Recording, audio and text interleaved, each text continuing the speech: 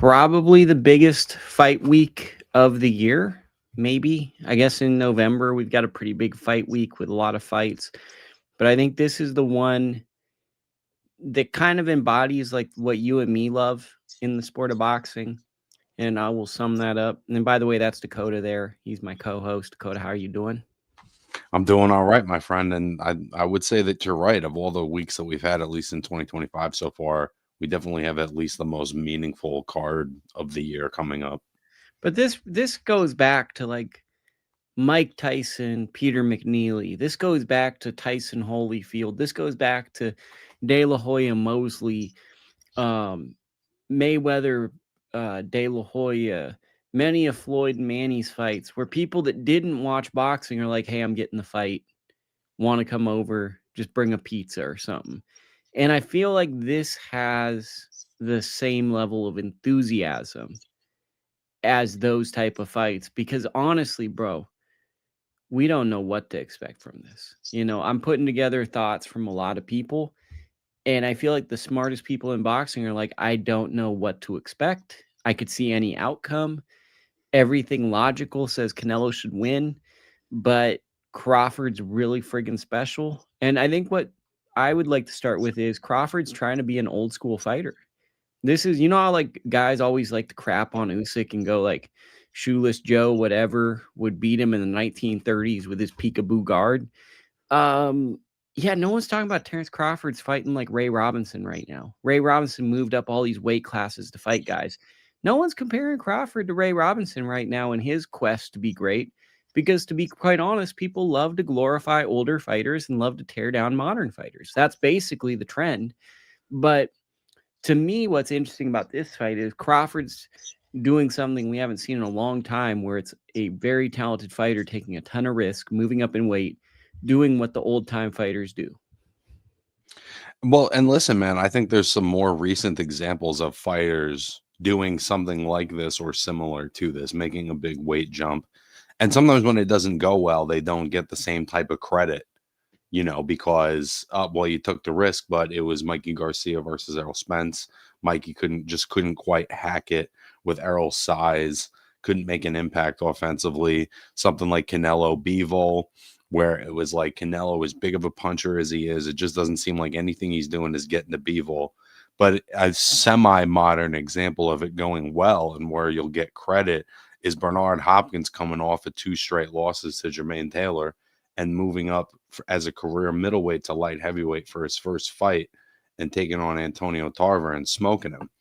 So there's historical and recent historical examples of this happening and it paying off for the fighter taking the risk, where it like even further elevates, the legacy of an already great fighter. And Crawford has the opportunity to do that here for sure.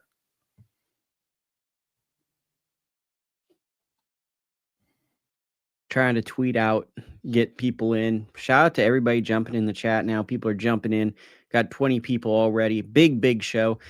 So what's your initial thoughts as a fight fan? Who cares about the size difference? Tell me your thoughts, Dakota. What do you expect from this? I mean, I've gone back and forth on this one for months now, man, right? Because they announced it in April or March or whatever. So we've all had, 6 months to sort of ruminate this. And I think the biggest deciding factor on this one for me, if I have to make a prediction, is that Crawford in recent years, particularly, while he's a tremendous boxer, he has a great skill set. He's always got another gear. He can do everything that a great fighter does. But Crawford gets hit, man. Terence Crawford has not been a defensive wizard in his career. And I think he's proved, at least, against Alvanesian and against Madrimov, to actually be relatively hittable for guys of a certain level. Now, he's just been better. And so he's been able to figure it out and get the job done. But for a guy that does take shots, I just can't see how your first fight moving up, I'm going to call it 3 weight classes, because one fight against Madrimov doesn't make you a full-fledged junior middleweight. Moving up 3 weight classes, you're a guy that is available to be hit. I think that Canelo Alvarez, for the bit of aging that he's done, for the way he's kind of taken his foot off the gas in terms of taking the absolute toughest fight available and just exclusively the pursuit of greatness, I still think Canelo Alvarez has enough to make impact with Crawford. And I can't imagine that Crawford's ever been hit the way Canelo's going to hit him. That being said, for me, it's hard to not pick Crawford in this fight. And nothing about that makes sense to me. But if I were to think about who's going to accept a loss better, to me, it would be Canelo would accept losing more than Crawford. And I've had more concerns about What makes you think that, though?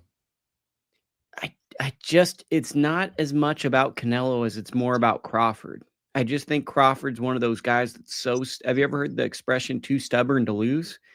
I just feel like he's so competitive, he would not take a fight like this unless he truly in his soul believes he can win it.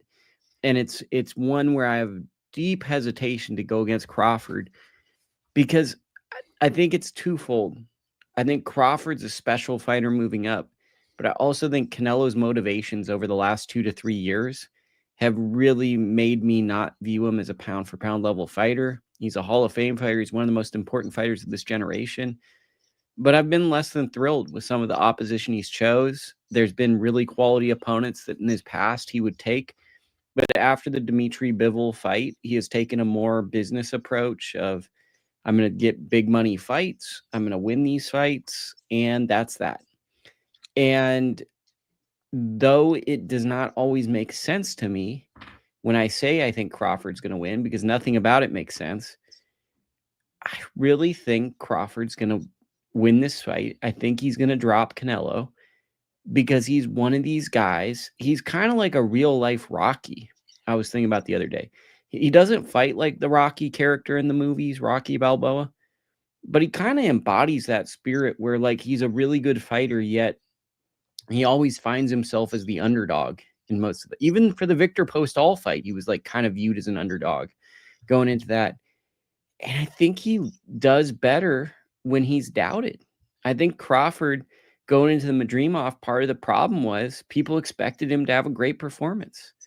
That's just my initial thoughts. But I'll tell you what, Lukey, I think part of the problem too, and we've talked about this so many times, the man doesn't fight. And so to me, part of the Madrimov fight is not being active and is great. And because he's so special, he's still able to win a fight like that. But him not having fought in 15, 16 months yet again, you know, for like the third consecutive time in between fights, like I just don't see this man, as great as he is, I don't see this man in the ring enough to say, well, you know, I'm not thrilled with some of the opposition that Canelo has taken. It's not the worst opposition he could take. It's not Tank and Jake Paul, but he's certainly been more selective, but he's been active. He's been in the ring and he's been in there with guys his size.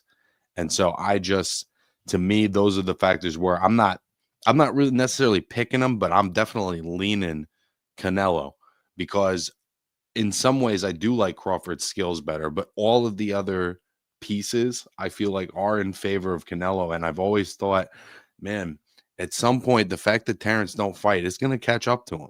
And my gut is telling me this is the night where it catches up to him a little bit. Okay, we're going to touch on some things I don't think many people will touch on.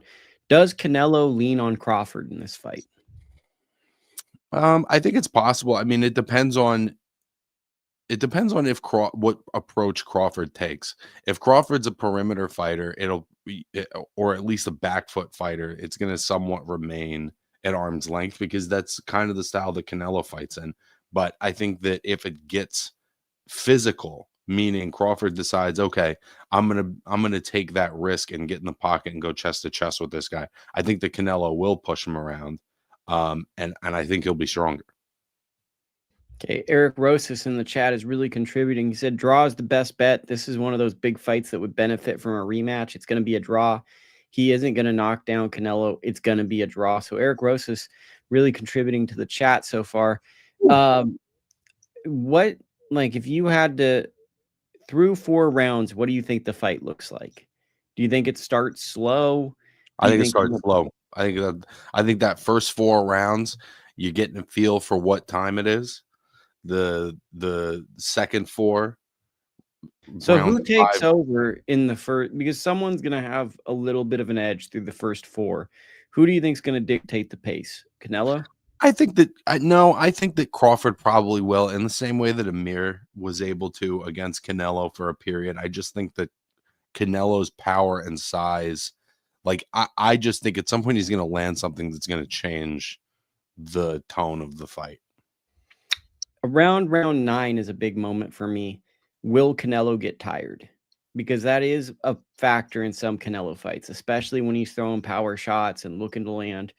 But at his best, he's been a guy that gets better as the fight goes on. He's a guy that turns up the gas a little bit every round.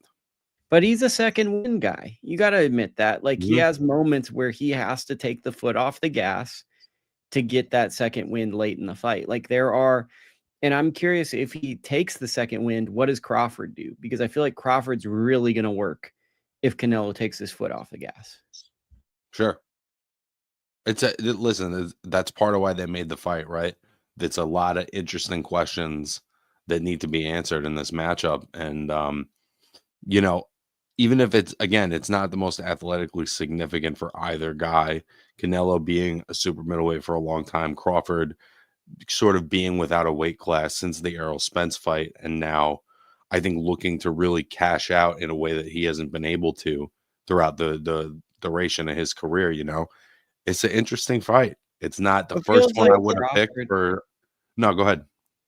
Feels like he was like kind of blacklisted or held out of good fights for a good portion of his career. And this is him making up for it, kind of in a way. Like, he didn't get to fight all the welterweights when the welterweights were most pop, and he only got really the Spence fight. And it feels like now he gets a good opportunity. He's taking it on. To me, this is a video game fight. You have a boxing video game. Let's make Crawford and Canelo and see who wins, and you share it. And it's like a high school sleepover, and people are, and I think these are the fights that are really good for the sport, because I think that it's like a water cooler conversation that turns into a boxing match. And when guys are at this level, sometimes things that don't make sense move the sport forward because it gives more eyes to the sport. Yep. Anything else we want to touch on this fight? Not that I can think of, man. I mean, it's been coming for so long. I feel like we've touched on just about every angle of this fight, but I'll definitely be tuned in for it. Probably do a post-fight show because it's going to be on a little earlier. The co-feature, Callum Walsh. I believe, is it Callum Walsh versus Fernando Vargas Jr. or is it Lester Martinez, Christian Mbilli? Which one's the co-feature? I don't know, but they're both on the card. So we'll start with Callum Walsh, Fernando Vargas Jr. What are your thoughts on that fight? I have a bigger body of work to go off of with Walsh. And again, I'm going to keep reminding myself we're talking about Callum Walsh, 360 Promotions, Callum Walsh. And it's a classic Callum Liam debacle. But, I just haven't seen as much of Vargas Jr. And I know of all of the Vargas boys, he's sort of the most slow moving. Maybe that's not an accurate description. I'd say Amato is probably the slowest moving. I'd say that my assessment of him is he's a real big puncher. He hasn't really fought competition at this level. He's very confident. He turned pro about 5 years ago. He's on big shows, then he's been on small shows, etc. I think that my thing is Callum Walsh has been dealing with a lot of pressure of basically being a superstar fighter for a good period of time. And he's had bad performances, but over the past year, he's really, I think, made the leap. And he's starting to become, I think, a better fighter than I previously saw him as. And I think he's handling the role of a star, a prospect star, which people never talk about this stuff. But if a company's saying you could be the guy or you're going to be the guy, you're going to have bad nights when you're a young fighter who's not that experienced. And he's handling this stage of being kind of a marquee fighter really well. I just it's not out of the world Vargas catches him with a shot, but I just think that this is a big jump, and Walsh has been fighting guys about this level. The only X factor to me is the power of Fernando Vargas Jr. Yeah, I think that the fact, and it's not the biggest promotion in the world, but him headlining cards consistently, even if it's for a smaller promoter, just being the main event of a show that's at the Hulu Theater, at the Garden, he has a certain sense of what the bright lights feel like. He's been the one everyone's been trying to talk to when you go to those press conferences. And again, I've seen Vargas fight a couple of times, but it was a long time ago. I don't have a big sample size of his work recently. But I personally think that it's a great matchup, but just the intangibles kind of seem to go towards Walsh. I mean, Vargas has to fight the best fight of his life. It kind of, I'd sum it up in a weird way, even though the weight classes aren't different. It's kind of like Crawford, Canelo. Vargas has to fight the fight of his life. Callum Walsh has more room for error. And I think that's like Crawford has to fight the fight of his life, whereas Canelo can win a fight and not be at his best. And I think that kind of goes into this co-feature. I think the big X factor is if Fernando Vargas Jr. can hurt Callum Walsh with his punches, that's going to change the fight because Walsh likes to pressure. He's not always the best with the jab. He's just very aggressive. He's very confident, but he's someone that's going to get hit and he's looking to exchange punches. And if Fernando Vargas Jr.'s punches impact him and affect him and cut him, then we could have an interesting fight. It's also just like a cool undercard prospect fight that kind of reminds me of certain kinds of fights you'd have on like a Mayweather or a Pacquiao undercard back in the day. Two unbeaten guys who maybe are like big fish in smaller ponds, you know, and they're kind of getting to have a seat at the table at something like this. It's just it's a cool matchup. Or comparing it to Garcia versus Matisse? Nah, not like that, but it's more. It reminds me almost of like when Jesse Vargas fought Josecito Lopez. It was two guys that were kind of bigger fish in smaller ponds that would be the main event of a smaller card, but fit perfect on an undercard for this. I'd go back to Danny and say Danny Garcia, Kendall Holt. That's a great example too. Okay. And like half of the people like, I just started watching boxing when Floyd Mayweather fought McGregor. Stop it. I don't know these fights. My first fight was Jake Paul, Ben Askren. Yeah, my first fight was when Conor McGregor fought Floyd Mayweather. It just captivated me and got me into the sport. He's only been fighting for 8 years, bro. It's incredible. He's only been fighting for a decade. Yeah, it's pretty good. So that sums up that fight. Let's go into the other fight, Lester Martinez-Christian and Mbilli, which I think is possibly the best fight on the fight card. What are your thoughts on this? Kind of a fucking banger, and I would say inarguably the hardest fight that Mbilli has taken. I think maybe some people will disagree with me on that, but I think Martinez having the knockout win over Joe Shawn, having the win over Caleb Plant, you know, if Mbilli was getting in with Caleb Plant, Plant would undeniably be his most successful high-profile opponent to date. And so to me, honestly, I think Lester is the closest thing to a legitimate challenge to a 50-50 fight that Mbilli has been in with so far. So my question to you is two questions. Let's start with the first one. How important is this for the Crawford team for Martinez to have a good performance? Because like if he loses, then you're coming back to the corner and, you know, maybe you're different, but I'd imagine you'd, as a team, you'd kind of like to get that win with Lester in a good fight and then go back to the locker room and everyone's excited. And then Crawford's making the walk for the big fight. Is Lester with Bomac? Is that why you're asking? He's with that team. So, I don't think for a guy like Crawford that has any impact. No, but I mean, don't you think that if he wins the fight, there's going to be a little bit more like a little bit more excitement? Everyone's kind of like, okay, we got the win. People have a bounce in their step. You're hitting the mitts just a tad bit harder. Whereas if he's coming back with an ice pack on his face and it's like awkward, but he still wants to walk out with you, it's a little different vibe. Maybe, but I just don't think for guys at that level that something like that has any. I can't imagine. Okay, so you're saying throw that out. Okay, second thing. And Billy's really effing good. And people are acting like this dude is just like really basic. Like I think you hit the nail on the head. He's like a lot like David Lemieux in combination punching. But I misread this dude so much. Like he is so much better than I thought he was. And I think people really don't understand what he is. He's trained in Big Bear, California for this fight.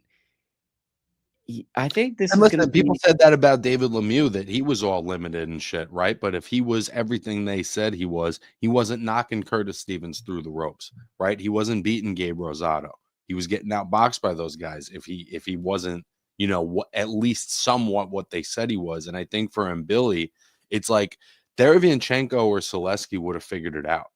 If there wasn't some legitimate merit there, he's been in with the type of guys that would expose that to some extent, and they haven't been able to do it. Now, does that mean when he fights Pacheco or Iglesias, who we're going to talk about later, or somebody else at the top of 168, I don't 100% bet on him, but I do think that he deserves a seat at that table and deserves those kind of matchups. So the fight I'm seeing here, I can't imagine Lester keeping his distance and trying to jab. This feels like a chaotic punching fight where both guys could hit the deck. Is that what you're seeing? This is a swinger right here, bro. This is a shootout. I think our friends at the Ring Gang Radio call this a fade. Yeah, this is a fade right here, bro. I couldn't agree more. Because I think that Lester isn't the fastest with hand speed, but he hits very hard. He's not like the fastest mover, but he's good timing too. He's got good, you know, Joshan's a good defensive fighter, and he was able to just find weird shots that work, you know. Timing, power, confident, and then to me, Mbilli's speed, precision, and aggression. And to me, this is just going to be, I feel like Mbilli's going to jump on him. Like he's going to start very fast in this. And I'm interested to see. I feel like Lester is going to be forced to adjust in this fight. Like he's not going to start comfortable in this fight because I feel like Mbilli's going to come out and do the Mbilli thing, like what he did with Selecki, where he's like, you think that I'm this, I'm going to start at 10 and we're going to see if you can take these shots. It's really a pace thing, right? It's such a pace thing with Mbilli. He may not be the most skilled guy in the world, but can you keep, even if you're winning rounds, can you keep that up for 12 of them? And I don't think there's going to be a lot of guys that can. I don't know if I can't tell if Lester is at that level, but that's what makes this a good fight. And He's gotten a lot of really good guys, man. Lester has passed every exam he has taken so far. He's fought the type of guys. It's just he hasn't been given the opportunity. And when he gets the opportunity, he accepted it. To me, Mbilli doing what he did to Selecki, that's a guy that just beat Ali Akhmedov in Akhmedov's hometown. And he made him look like a nobody. That is not something to sneeze at. And Mbilli, to me, is getting better, and he's very confident, and he will lose a fight. He's not the type of fighter that I think is going to go unbeaten, but he's someone where you can't let him dictate the terms of the fight. If he gets control of a fight, it's just like he hijacks it. He sets the tone. And I guess what's interesting to me is Lester's always kind of been the same way, but with a slower pace, kind of throwing Danny Garcia timing shots, big, powerful shots, but kind of controlled the pace. And I'm interested to see what Lester's answer is to Mbilli's pace. Well, maybe the answer is that he'll be able to time something, and he's shown to be a very good puncher, and he may be able to physically impact Mbilli in ways that Zaleski or Derevyanchenko weren't able to. Shoeshine Boxing, my good buddy, salute Dakota and Lukey, got you on and the Niners game. Someone said that one of the fighters will beat both of us. Well, of course, they're pro fighters. We're just here offering analysis so hardcore fans and enthusiasts can get excited about the fights. Beating up me and Dakota does not prove anything, and that's actually called a felony. So if you're interested in that, you're probably a criminal. So that's interesting for you. Our guy, Mikie Crazy, yo. And then we got someone asking Khabib or Connor, which I'm sorry. Put that on the screen. Put it on the screen. Wow, man. Okay, there you go. Wrong show, bub. So now we're going to 24. And we're going to go Brandon Adams-Serhii Bohachuk 2. What are your thoughts on this fight? We made musical comparisons last week. Brandon Adams is the Lupe Fiasco of boxing. He disappears for a long time. He's got some real bangers, but boy, he can drop a dud now and then. I just haven't seen the guy fight in so long. I have absolutely no sense of what he's bringing to the table. And I think that Bohachuk is a live dog against anybody at 154 on any given night. I didn't see the first fight back in the day, whenever that was. I think it was in like 4 years ago. I watched it. It was bad. It was a different era. It was Puerto Rico. It was Ring City, USA. Brandon Adams, now a free agent. Mikie Crazy points out, I kind of favor Brandon in this. Yes, he lost in the OTX boxing tournament to Andreas Katsiaukis in the finals. Very close fight. He got active in that tournament. He's bouncing back, taking on Serhii Bohachuk. Bohachuk came in at the middleweight limit against Michael Fox. And really, like, he's coming off of 2 really physical fights, the Brian Mendoza fight and against Virgil Ortiz. I feel like the Virgil fight might have taken a little bit out of him because, like, I don't know. Serhii's really impressed me in the sense because on my newsletter, they asked me to compare Serhii Bohachuk to Joe Joyce. And that's a really interesting video comparison. So there are similarities, but to me, Joe doesn't use a jab. He's just kind of coming forward, size, and then he's going to land clubbing shots. Bohachuk does some foot feints. He cuts off the ring. He does some stuff. But when it's go time, he's punching. Head's not off the line. He's punching volume. I'm going to get you. I'm a little concerned, and it might not be this point, that we're hitting the point of diminished returns with Serhii Bohachuk. We might be hitting that point where there's a little too much damage that he's taken. I'm not sure. It's just something I want to throw out there for people to monitor. And Brandon's like a solid, he's extremely, he's like the same kind of. Like the Brandon Adams knock, in my opinion, is he loves to sit on the ropes. He thinks he's doing better when he's on the ropes. He loads up on counter punches. Very tactical. But, like, he can be outworked.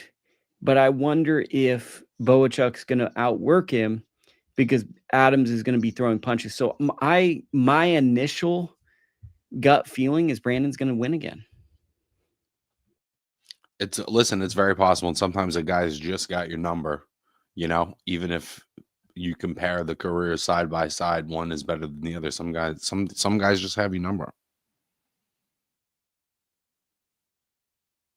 Another fight on the undercard, Ivan Dychko versus Jermaine Franklin heavyweight fight. And I would dare say there's a lot of really interesting heavyweight fights out there. So the winner of this fight is probably going to get a really big opportunity. Wouldn't you say? Dakota, break this fight down for us. Listen, bro, I think this one's kind of a sleeper. A lot of people are probably more familiar with Franklin, who got ripped off against Dillian White, had a very close fight with Joshua, has been in with some of the top guys in the division. Dychko, a guy in his mid-30s, right? But hasn't taken a lot of punishment, hasn't had that many fights. And if you've seen him, man, he's got a nice long jab. He throws beautiful combinations for a guy his size, and he's a devastating puncher, albeit against lower opposition. But I think this is one of those guys, you know, in any given weight class, Lukey, at any given moment, there's about 10 Eastern European guys kind of slinking around in the top 20 that maybe you never heard of, but they're all fucking killers. And as much as I like Franklin, I think that Dychko has a chance to kind of have a breakout performance in this one. I also think Franklin's one of these guys that might enter in. We had a new guy who entered or at least we'll get to it in the second half of the show. I wanted to start with what people wanted to probably hear, which is Crawford Canelo. So we flipped it on him. Not sure about Franklin's status, but I compare Franklin to maybe our guy Renee Tellez-Garon, a Hall of Very Good first balloter. This is like Jermaine Franklin's chance to be in the Hall of Very Good. Like, he's an awkward fighter. Probably a lot of people counting him out going into this fight. And I get the sense from him that he's extremely confident, that he totally thinks he's going to win the fight. I don't get a sense of, oh, I'm hesitating or whatnot. And there's a chance Ivan Dychko, he's basically a 35-year-old prospect, mid-30s prospect. Maybe that doesn't work out. Maybe you take the step up and your body just isn't what it should be. So I think this is a real fight. It's definitely a sleeper, man. You want to touch on the Steven Nelson fight? Who's Steve Nelson fighting? He's taking on Raiko Santana. And Raiko Santana is the guy that beat Lorenzo Truck Simpson. It was a close fight. Yeah, I remember him. A lot of people were like, you know, but that's who Nelson's fighting. Do you want to do a segment on that? Listen, I'm excited to see. I'm a big Steve Nelson guy, and I don't think is this his first. I'm guessing this is his first. Probably his first fight back. We're not going to do research on it, but it probably is the first fight back. Yeah. If it's not his first fight back, it's his first, fight of significance on a big stage. I think he's another really strong, talented guy to add to super middleweight, and I think that with the career that Pacheco's going to have, that's a performance that's really going to age pretty well. And Steve, also an older guy in his late 30s, not sure how much there is, but he hasn't taken a lot of punishment. And so my instinct tells me he's probably still got it. But when you start getting to a certain age, you can just kind of get in the ring and it's not there anymore. So we'll see. I'd say he should win this fight, but it's also like he's getting to a point where it's like I wouldn't be shocked if like the body just fails you at some point because aging is real. We have fight cards on Wednesday and Thursday this week, which is kind of novel. So you got to take the lead on those, Lukey. I don't know. I don't know many of the guys on the Wednesday fight. So Bek Nurmaganbet is taking on Steven Sumpner. I know Sumpner because he dropped Najee Lopez a few years ago, but I don't know Bek at all. So he's an undefeated Kazakh super middleweight.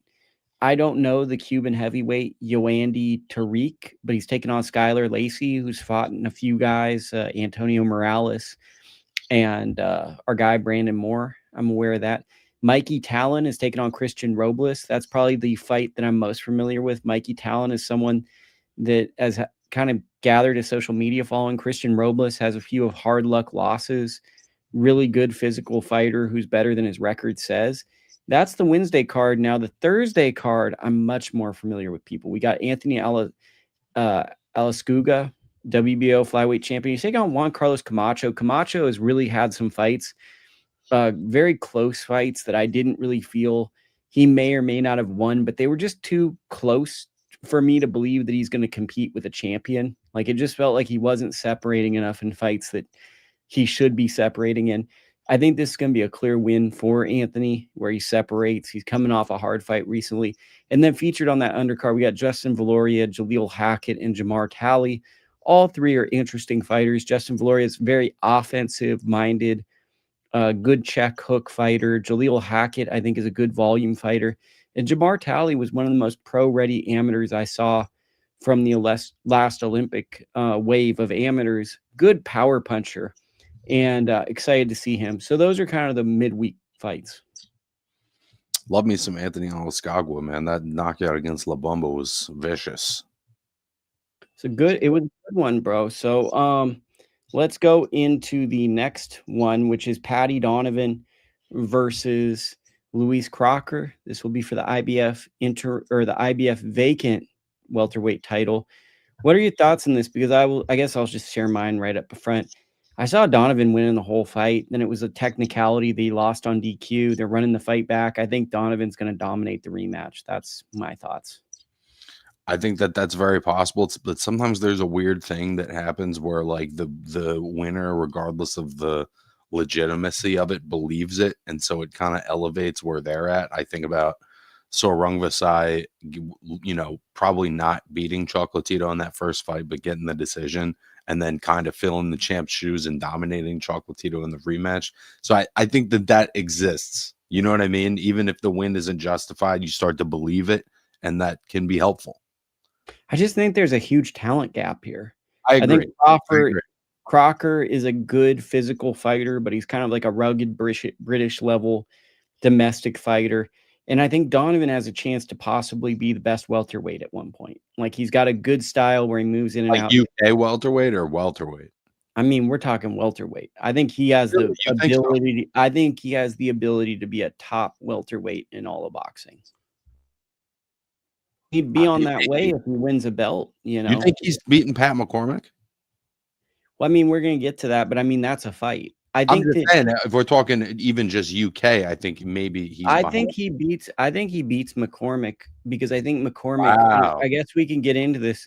McCormick has moments where he just seems too indifferent, and it could be his experience and his composure.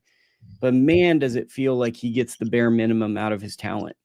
Like, it just feels like he's so patient at times. The thing I love about Paddy Donovan is he's always active. He's staying at the end of the shots. But he's pumping the jab, he's moving, he's walking you into punches.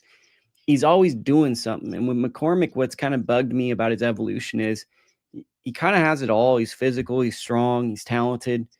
but he loves to just kind of pose in front of guys, or he loves to set a tone where the guy won't throw back and then he just wants to fight at his pace.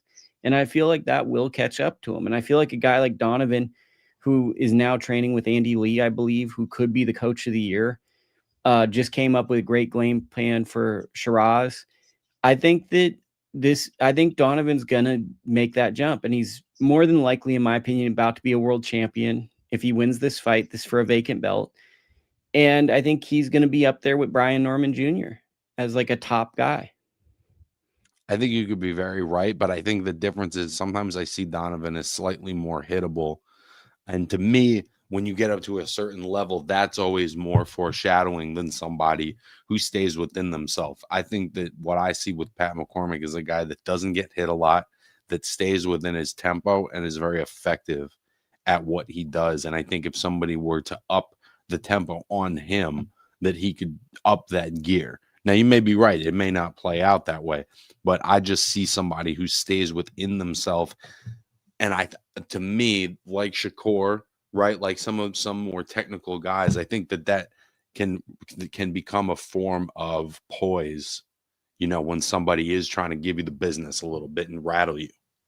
Let's go into McCormick's fight. McCormick fought this weekend, gets stoppage.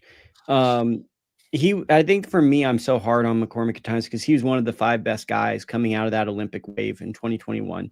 He was obviously the number 1 guy coming out of Team Great Britain. And, he's so talented, right? His ability to create distance, he's patient, but it just never feels like, and maybe it's the opposition, that he weaponizes his talent. It never feels like it feels like he's stuck in the same place because he does what's most comfortable for him. And I feel like he has another gear that he can get out of him. And I've kind of gotten a little frustrated with him because I've always been a big believer. I've told you that. I'm like, this guy is going to be one of those guys.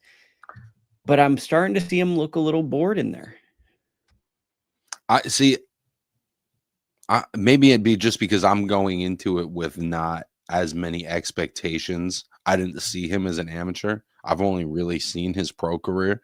But when I'm watching him, I just see a young guy where it's like, I mean, he's not that young, but young in fights where it's like, he's 8 fights in and he's this sharp and he's this close to being world ready. Like I'm watching and I see a little bit of what you're seeing, but I'm also kind of like, well, fuck, what's not to like here? Because he's a guy. I think for me, it's the Olympics. He was so good in 2021 that I thought within 2 to 3 years, he'd be a top contender. That's how ready he was. And in my opinion, even though you're looking at it and going, okay, 8, 9 fights, he's already, this far along. I almost look at his career's moving slow because it feels like he could have fought faster. He could have kept going, but he's one of the best guys, and him and Patty Donovan is a fight. That's a fight that needs to happen. I'd love to see it, man. Is there a segment you'd like to do? Because I got to use the bathroom. So what's the segment from the weekend you want to do? I'll yap about Sandy Ryan for a little bit. Okay, talk about Sandy Ryan. I'm gonna yap about Sandy for a little bit. I thought she boxed a really nice fight, coming off of 2 losses to Michaela Mayer. The first one was pretty close. The second one was not so close. I think Michaela just kind of showed her level in that one, and Sandy didn't have another thing to go to. But I got to be honest, I don't remember ever seeing her look this slick and this sharp. I thought her jab was beautiful. She was countering beautifully. Her footwork and her head movement were fantastic. And she had somebody in front of her that was really game, that was being aggressive, that wasn't just giving rounds away to her. And I thought it was a hell of a performance. And I think for Sandy Ryan, it's crazy because it feels like she's been around for such a long time, but she's only 8-3-1. It's like a really unassuming record, but it's the record of somebody that has already fought like 7 world title fights, 7 world champions, has fought the very best of her era, and is only 31 years old, probably hasn't even kicked into the punishment meter on the odometer. And I just think that, with that kind of performance, if she can be that slippery every time out, man, she's a lot to handle, bro. I just saw more layers in this one than I feel like I've seen. You know, I've been big on Sandy. I told you very early on that I thought that there was something there. Remember when we were doing this show in the infancy, I told you I saw superstar traits early on with Sandy Ryan, you know, and I've seen elements of her that are special beyond just a fighter, investing in training camps, getting strength and conditioning coaches, going overseas to get the best training she perceives. Doing hella push-ups. Well, the push-ups is the new development. It almost feels like that's like her way to signify herself, is she's just going to do a bunch of push-ups and get like a little bit more jacked, and like that's going to be the Sandy Ryan It kind thing. of worked. I mean, it just seems like, to me, that's like maybe she hit the monotony of boxing training, and doing push-ups is something that's actually like exciting for her. So it seems like she's more into the push-ups at times than she is the training. But if she can fight at this level, I think she's, for the next 5 years, she's a real contender as long as she wants to fight. Like she's a world-class fighter who I think was so talented, she prematurely got title shots based on just the lack of depth in the division. And to be honest, before this one, man, I have felt like at times that she looks a little bit one note. And this one, I felt like she showed a lot of different notes, and that was the thing that I was the most impressed with. I think the other thing I'll push back on that with Sandy is I think she's fought in a lot of really quality fighters early in her career. So it's easy to look one note when you're like, 7, 8 fights in and you're fighting top people. I think that's also been the thing, is she's not really taken soft touches. Like, what was it, her third or fourth fight, she lost to Erica Frias. Then she rematches her and beats her. But I mean, she's taking really, really hard fights early in her career. The only other thing I want to touch on this card was Mark Dickinson missed weight by a lot. I think it's 5 or 6 pounds. And then Troy Williamson stopped him. Now you got to yap for a bit because my my computer's about to die. So okay. So Troy Williamson, I mean, it was just everything that can go wrong for Mark Dickinson. Dickinson misses weight, he's overweight, and then all of a sudden, you know, he gets in there with Troy Williamson, probably assuming Williamson, you know, he's lost guys like Jahai Tucker and many others. And the assumption probably was like, okay, I'm going to go in there and win. And, you know, Dickinson, to me, really showed his ceiling as a domestic British level fighter who got caught with big shots and was stopped by a real good veteran. And that's kind of like what me and Dakota appreciate. Troy Williamson, Hall of Very Good type fighter, a guy that comes to win. Maybe he's not like the most crafty guy, but he's physical and he's able to really shut the door on guys that really shouldn't compete at that level. So I thought that was an interesting one. Now I'm going to go over to our good friends at ProBox TV. ProBox TV, just wonderful platform. We always love ProBox TV here. The big fight that I saw that I really enjoyed was Renee Tellez-Guerin against our guy, short dog, Jordan White. And scorecards were way too close for this fight. Let me look at the chat before we go into the ProBox TV. Usyk is your main person in boxing, in my opinion. I agree with that. UFC stands are homeless. Okay. I like combat jiu-jitsu. Usyk's an incredible boxer on a different league. Use people who live in Scotland have had just a few champions. Josh Taylor done us proud. Boxing is like holiday, lots of expectation, never lives up to the hype. Mark Dickinson, the UK Vlad Hernandez. I like that bipolar boxing. Let me put that on the screen. That's a great comment. So now I'm about to talk about Renee Tellez-Guerin versus Jordan White. Really, really good fight. Tellez-Guerin is someone that if you're not able to keep him off of you, if you can't get him to respect your power, or if you can't stick to a game plan, move, and are well conditioned, he's going to walk you down and hit you with body shots that are going to slow you down. He probably dropped White in the second round. He did drop him in the mid rounds. This was a fight where the punch stats said that Jordan White was competitive, but none of his shots looked consequential. And Tellez-Guerin basically marched forward and beat a guy in his hometown and kind of made it look easy. And if Tellez-Guerin cut the ring off at some point against Jordan White, he would have stopped him. I mean, and you know, for White, this is a really, really hard loss. He had lost in 2017 to Adam Blue Nose Lopez, but rehabilitated his career built up a record, gotten a showbox knockout against Erison Garcia on a showbox first round knockout of the year contender that year.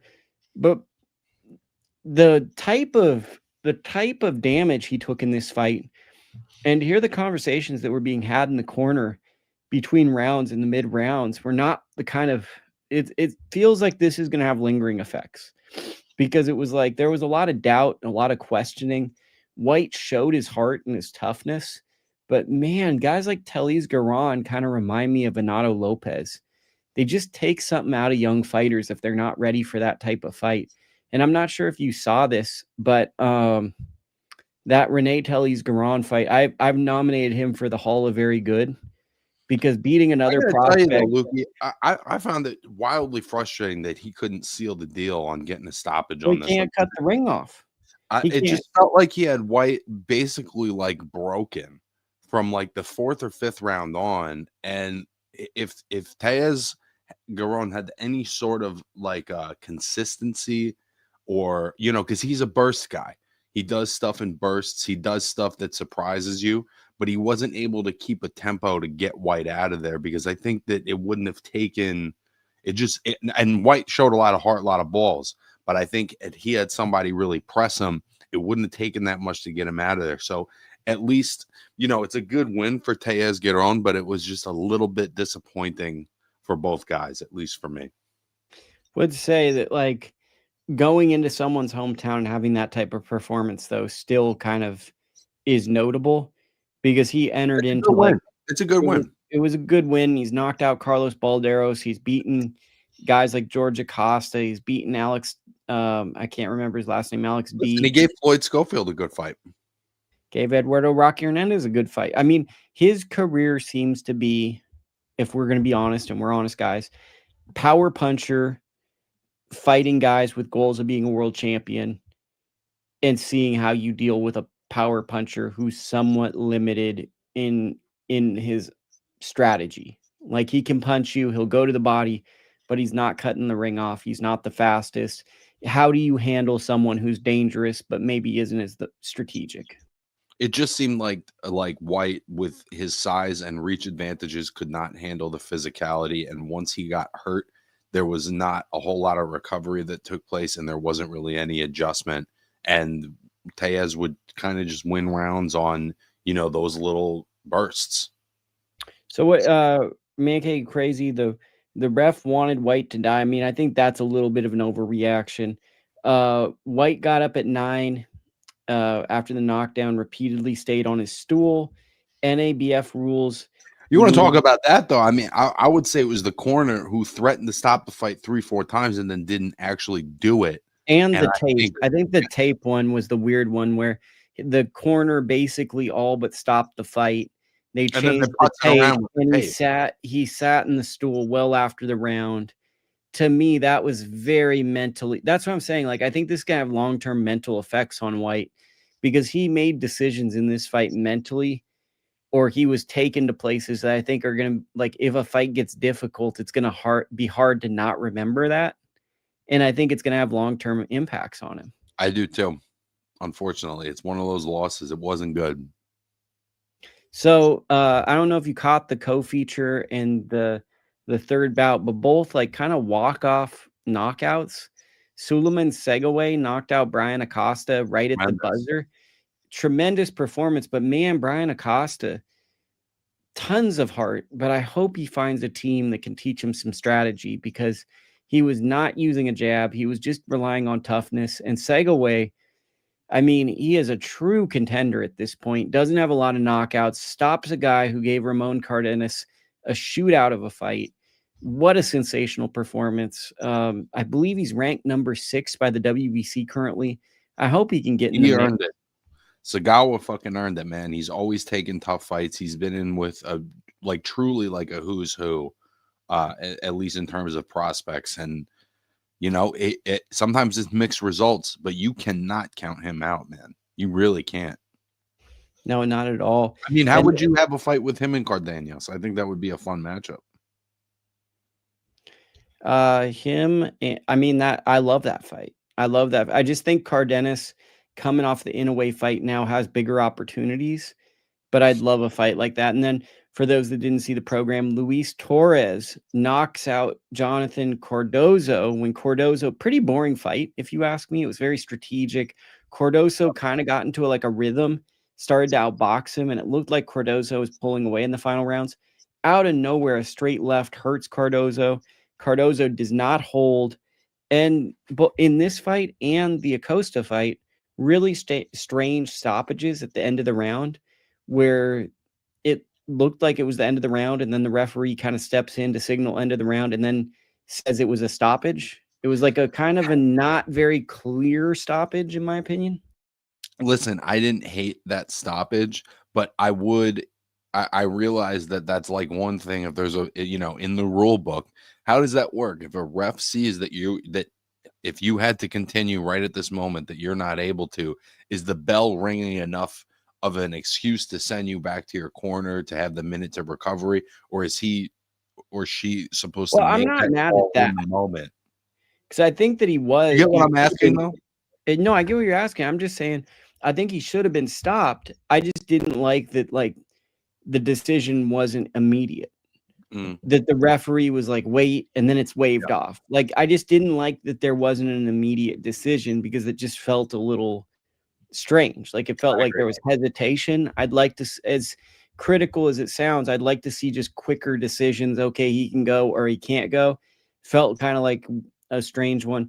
Very good card. On the undercard of that ProBox TV card, we had Elijah Flores, who looks like he could be a potential breakout star, one of the more promising prospects. Fantastic performance. Guy Big Ben Johnson, friend of the program, continues to look really good. He went rounds. Maybe there's stuff to work on, but he's really, really promising up and comer. So Ben Johnson, for 5-0, 5 knockouts, is really effing good. He's really, really good. And who's the other person that I'm not thinking of right now that was on the undercard? Oh, Scarborough Nation, Francois Scarborough Jr. He's got to get better, man. That's our guy, but he was getting hit clean. That was a barn burner of a fight. Like a young Rancis Bartholomew, right? He's got a good offense, but man, he is right up in the air to be hit. I mean, it was just action packed. That was the scoring of the fight doesn't depict how close it was, but they both left with some souvenirs leaving that fight. They had some, because that was an action packed fight that I think for a couple of rounds we were saying, is Scarborough going to be able to have enough to win this, because he was getting hit clean. Really interesting. Now let's go to probably the two fights you want to talk about. In our poll, 75% of our listeners said Osleys Iglesias should have been the fight of the week. So they sided with me over you. Only 23%. Eduardo Nunez versus Pitufo Diaz. We're about to finish with these two. I stand on that.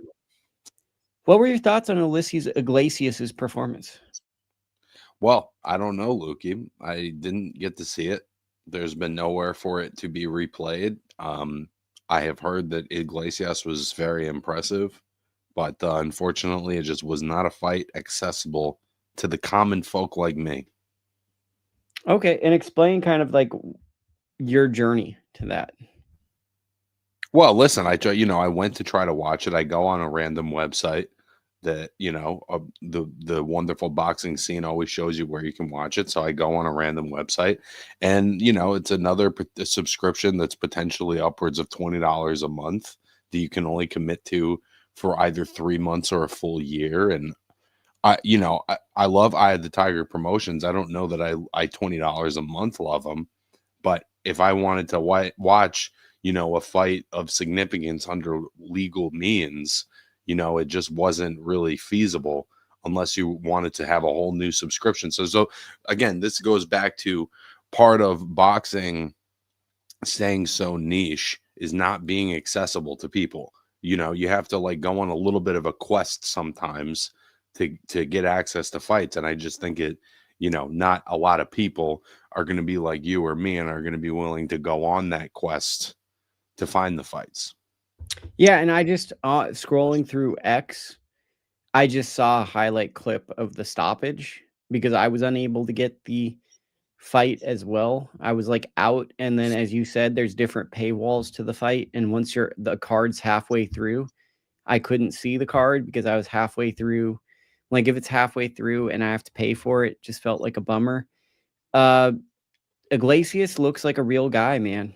Like, how excited are we? Because my immediate thoughts about Iglesias is we've seen this before with David Morrell, and he broke our hearts. Yeah, but did Morrell do this? Did Morrell do this to anybody of Shishkin's caliber before getting to Benavidez? I don't think he did. Well, I mean, to me, it's like, okay, Canceres, Shevchenko, Petrov, and now Shishkin. These are all pretty real guys that have been like contenders or fringe contenders, and he's stopping them. And this is, I think it was adorable. I say the word adorable is after the fight. I read an article in Boxing Scene, as you brought up, that he called out Canelo-Crawford. It's like, oh yeah, that's not happening, buddy. You are a That very is high not risk and a happening. low reward. You are not going to be like they're coming from a mega fight to fight. But maybe Lester Martinez and Christian Mbilli. That might be more of an I option. mean, that's a fight, right? But I think Sign that me up for him and Hamza Shiraz or him and Diego Pacheco. yeah. Yeah, I mean, I think it's interesting, right? We got a new wave of guys.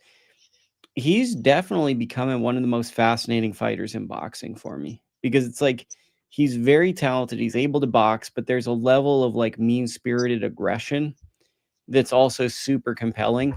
And he continues to not struggle, which kind of makes me compelled to go, well, what does it look like when he struggles? What is the level he struggles at? So I think that kind of keeps him interesting for me too.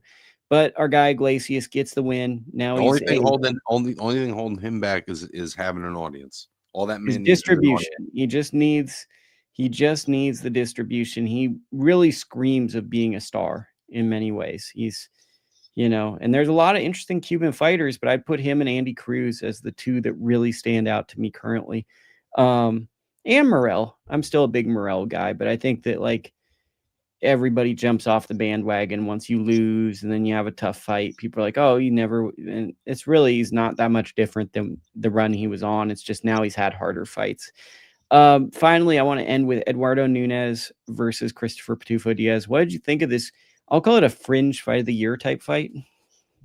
I mean, I don't know about fringe, buddy. I think that's going to be right in the mix when we get down to it at the end of this year. I mean, I don't know how you don't have this fight in the conversation from about the fourth round. There's a couple of feel out rounds because you got two high level guys, but this was just a great action fight that I thought was really close. That unfortunately is another case where the judges just didn't see it that way. But I don't see how you don't give Pitufo Diaz at least 5 rounds of that fight and a ton of credit for consistently, putting on quality performances against the absolute best in his weight neighborhood. I mean, I just have a ton of respect for a guy like that. He always shows up. He never puts up a dud. He's always in tough fights. He's willing to make the fights. And for Nunez, I thought he was tremendous too. I was surprised to see him on the back foot, but I think he wanted to see, what Diaz's temperament was. And I think he gave Diaz's power some respect as well. It was just a great fight. I actually did score to draw. So when I heard 117, 109, my heart kind of sank a little bit. You knew the writing on the wall. When you hear those bad scorecards, to me, it was a 1-round fight. When I watched it, it felt like it could have gone 115, 113 either way. It could have been a draw. When I heard that first scorecard, I go, yeah, I'm just not going to be happy with it, because it was one of those that reminded me of Oscar Valdez versus Miguel Mariaga. Loved that fight. Banger of a fight. And then the scorecards get read, and it kind of ruined the whole fight for me, because the scorecards didn't reflect the fight I saw. Well, and then also, Diaz closed the fight so strong. He was tremendous in that 12th round, winning it clean, winning it big. And there was kind of that feeling you could see on his face at the end of the 12th, like, that's how he closed the show. I fucking did it. And it turns out that didn't matter in the slightest, unfortunately. Well, I mean, I think for me, Christopher Pitufo Diaz might be the Hall of Very Good now. He's definitely proven he's a world-class fighter. He could have been a world champion. He still could be. It's unfortunate when he's had all these really pretty promising reinventing career performances, and he keeps getting like bad scores, in my opinion, that make it seem as though it wasn't a competitive fight, and in history probably don't reflect how good of fights they were. Because Luke, on what planet does he only win 3 rounds of that fight? I mean, that's crazy to me. especially the second half of the fight. Like, he pretty much took over that second half. I thought he won. I had him up 7-5, and the 2 knockdowns made it a draw for me. I thought that he landed the cleaner shots. And listen, I think that there were times during the fight he was too willing to square up and take shots on the high guard from a big puncher. And that's not my favorite approach, right? But he wasn't getting hit clean a lot. I felt like a lot of rounds he landed the cleaner shots. And maybe what did it in for him is he's always kind of done this. He has lulls. He has lapses in offensive activity where he's just a little too willing to take shots on the high guard. And maybe that's what the judges were focused on. But man, I don't think he got a fair shake in this one yet again. And I think he's world championship caliber. And I'd still give him a shot against any, guy at featherweight or junior lightweight on any given night. Is Nunez's boogeyman image tarnished now? I don't think he's a boogeyman. I don't. I think he's great coming in. I think people kind of viewed him as a high knockout guy. Maybe I think that's how Pitufo got the fight, to be honest. I don't think a lot of guys were willing to take a fight with him in Mexico. Well, and now maybe we understand why based on those scorecards. So, okay, Man Key Crazy says, Eye of the Tiger Management, the new best promoter developed fighters, 5 future world champions on the card. Good point. And then he says, I want to say you're right, Mankey Crazy, but like, how do I fucking watch it, dude? Yeah, I mean, it's tough, man. Mankey Crazy, Dakota calls the fight of the week.